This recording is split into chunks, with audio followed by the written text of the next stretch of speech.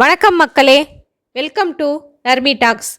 இன்று நாம் காண இருப்பது ஈசனார் மேல் பக்தி கொண்டு அவர் தம் புகழை பாடி பரவிய 63 நாயன்மார்களில் ஒருவர் காரைக்கால் அம்மையார்.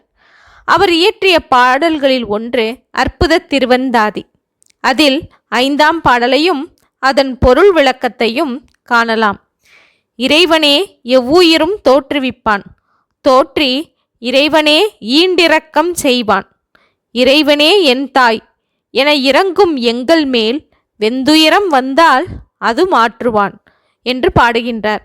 இதன் பொருளாவது, எல்லா உயிர்களையும் தோற்றுவிப்பவன் இறைவனே, அதேபோல் எல்லா உயிர்களையும் அழிப்பவனும் இறைவனே.